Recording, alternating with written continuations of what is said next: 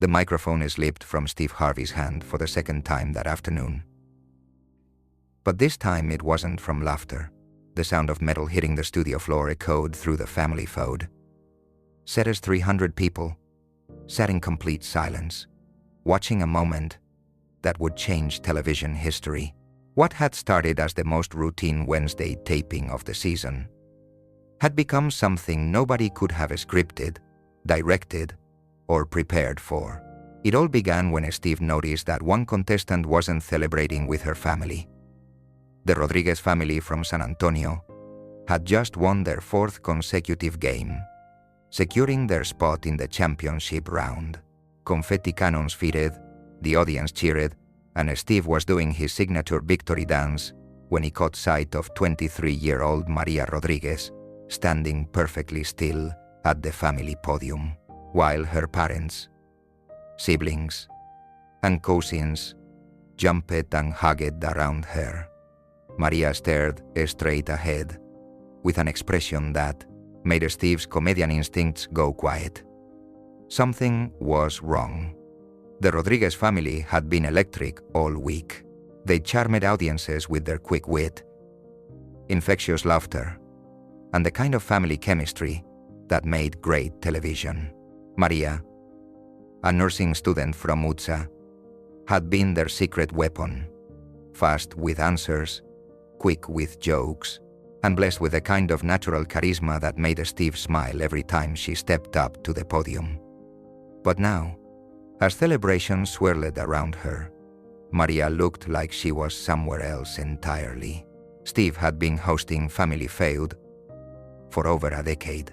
He'd developed an almost supernatural ability to read contestants, to sense when someone was holding back, when there was more to their story than what appeared on camera.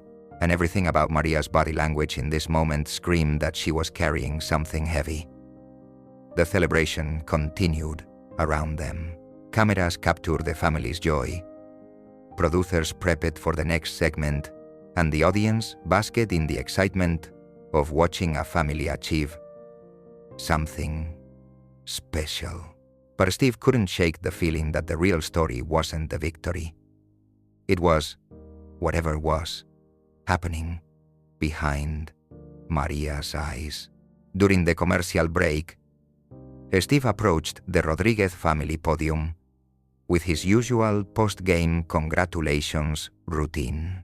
He high-fived María's father, hugged her mother, and made jokes with her younger brothers. But when he reached María, instead of the bright smile and enthusiastic response he expected, she looked at him with eyes that held something that looked dangerously close to despair. "You okay, sweetheart?" Steve asked quietly, stepping closer so the conversation couldn't be overheard by the cameras or the audience. María nodded quickly, too quickly. "Yes, Mr. Harvey, just overwhelmed, I guess." But Steve Harvey hadn't spent 40 years in entertainment without learning to recognize when someone was performing. María was giving him the answer she thought, I guess, was giving him the answer I wanted to hear, not the truth of what she was feeling.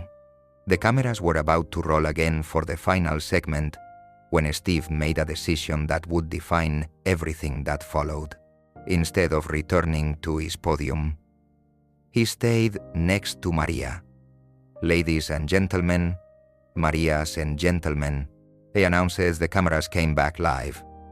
"Before we wrap up today's show, I want to take a moment to talk to our champions, the Rodríguez family. This wasn't in the script. This wasn't in the script." Producers in the control room exchanged confused glances.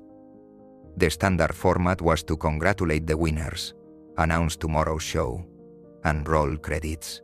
But Steve was deviating from protocol, and everyone could sense that something unplanned was happening.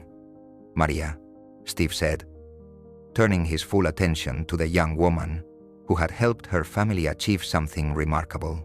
"You've been incredible all week. Quick with the answers, great with the jokes. Sin cuestionam. But right now, you look like someone who's got something on her mind. 1, 2, share it with us. The studio fell quiet. This was uncharted territory, the intersection of game show, format and genuine human interaction. Maria looked around the studio, at her family, at the audience, at the cameras that were broadcasting this moment to millions of viewers. When she spoke, her voice was barely above a whisper, but in the silence of the studio, every word carried clearly. "Mr. Harvey," she said, "can I tell you something that might sound crazy?" Steve nodded, setting down his cards entirely. Whatever was coming, he was going to give it his full attention. "Tomorrow morning," Maria continued, her voice growing stronger but shakier at the same time. "I'm supposed to report to basic training for the army. I leave for Fort Benning at 6 a.m. The revelation hit the studio like a physical force. The audience gasped audibly. Maria's family, who had been basking in their victory moments before, suddenly looked stricken. And Steve Harvey, who had heard thousands of contestant stories over the years, felt his heart skip a beat. "Maria," he said softly, "how long have you known?" 6 months, she replied, tears beginning to form in her eyes. "I enlisted right after my first semester of nursing school.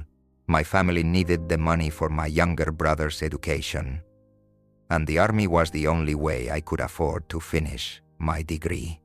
The cameras continued rolling, but this was no longer a game show. This was a young woman sharing the weight of a decision that would change her life forever. "I wanted to tell my family about the timing," Maria continued, "but when we got selected for Family Feud, I couldn't ruin their excitement. This was supposed to be our week to celebrate together before." She paused, wiping her eyes. "Before I go away for who knows how long." Steve looked at the Rodríguez family, all of whom were now openly crying. Maria's mother reached out and pulled her daughter into a hug that seemed to contain years of unspoken love and worry. What happened next would be remembered as one of the most powerful moments in television history. Steve Harvey walked to the center of the stage, between the two family podiums, and addressed the studio directly. "Ladies and gentlemen," he said, his voice carrying a gravity that transcended entertainment. "I've been doing television for a long time. I've met thousands of contestants, heard thousands of stories. But what we just witnessed is something special. This young woman just reminded us what real courage looks like." He turned back to Maria, who was still being embraced by her family. "Maria, you've spent this entire week making your family laugh, helping them win, creating memories they'll treasure forever. When the memories they'll treasure forever. And you did all of that while carrying the weight of knowing you were about to make one of the biggest sacrifices a person can make for their country and their family." The audience was completely silent. Even the crew members had stopped their technical preparations and were simply listening. "That's not just courage," Steve continued. "That's heroism. And I want everyone in this studio, everyone watching at home, to understand something. Tomorrow morning, while most of us are drinking our coffee and starting our regular days, María Rodríguez is going to begin a journey that will transform her from a college student into a soldier. She's going to learn to protect all of us." Steve reached into his jacket pocket and pulled out something that made the audience murmur with curiosity. His personal cell phone. "Maria," he said, walking back to her, "I want you to have my personal number.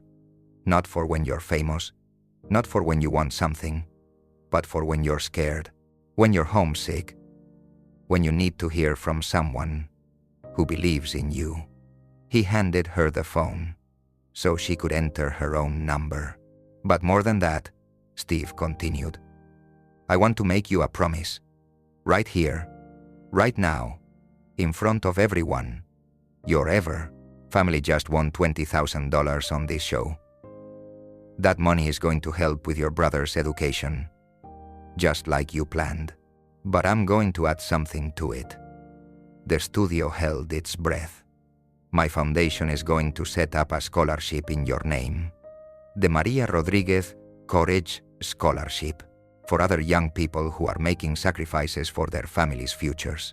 Because what you're doing, the choice you're making, that's the kind of example this world needs more of. Maria began crying in earnest now, not from sadness, but from overwhelming emotion. Her family surrounded her, creating a circle of love and support that seemed to emanate outward through the entire studio. But Steve wasn't finished. There's one more thing, he said, and began removing his suit jacket, the same navy blue jacket he'd worn for this entire week of tapings. This jacket has been with me for every show this week, he said, draping it gently over Maria's shoulders. It's been part of Itty and Itty made by your family's victory, part of your success, and I want you to take it with you to basic training. The jacket was large on Maria's frame, but she wore it like a shield of honor. When the training gets tough, Steve continued, when you're missing home, when you're questioning whether you made the right choice, I want you to remember this moment. Remember that you have an entire television studio, an entire audience, an entire nation that's proud of you. The audience rose to their feet in a spontaneous applause, not the manufactured applause of a television taping, but the genuine recognition of witnessing something sacred. María Rodríguez, Steve announced to the cameras, his voice carrying across the studio with absolute conviction. You are not just our champion on Family Feud. You are our champion in life. And everyone in this studio, everyone watching at home, we're all going to be thinking about you tomorrow morning and every morning after that, grateful for young people like you who choose service over comfort, sacrifice over safety. The cameras captured Maria's face as she processed the magnitude of what had just happened. This wasn't just recognition. It was validation that her choice mattered, that her sacrifice was seen and honored. Thank you, she whispered, but the microphones picked it up clearly. Thank you for making me feel like what I'm doing matters. What you're doing doesn't just matter, Steve replied. What you're doing is everything. The show ended not with the usual fanfare and credits, but with a standing ovation that lasted for several minutes. The Rodríguez family stood together, Maria wrapped in Steve's jacket, surrounded by love and support that seemed to fill every corner of the studio. 6 months later, the impact of that moment was still rippling outward. Maria's episode became one of the most watched in Family Feud history, shared millions of times across social media with hashtags like Courage Looks, like Maria and Akeria, Real Heroes. Steve received regular updates from Maria throughout her basic training. Photos of her wearing his jacket during difficult moments, letters describing how his words had carried her through her toughest days, videos of her graduating at the top of her class. The María Rodríguez Courage Scholarship became one of Steve's Foundation's most successful programs, helping dozens of young people pursue their dreams despite financial obstacles. But perhaps the most powerful legacy of that day was the reminder it gave to millions of viewers about what real courage looks like. Not the flashy heroism of movies and television, but the quiet strength of young people making difficult choices for the right reasons. María Rodríguez went on to serve 2 tours overseas as a combat medic, saving lives and earning commendations for valor. She still has Steve's jacket, now worn and faded from years of service, but more precious to her than any medal or award. And Steve Harvey learned something that day that changed how he approached every subsequent show. That sometimes the most important moments happen not when we're trying to entertain, but when we choose to honor the extraordinary courage that walks onto our stage, disguised as ordinary people doing extraordinary things. The microphone that had fallen to the floor was picked up within seconds, but the impact of what happened when it dropped, when entertainment stopped and humanity began, continues to resonate, reminding us all that heroes don't always wear capes. Sometimes they wear nursing student scrubs and carry the weight of impossible choices with grace that teaches us all what real strength looks like.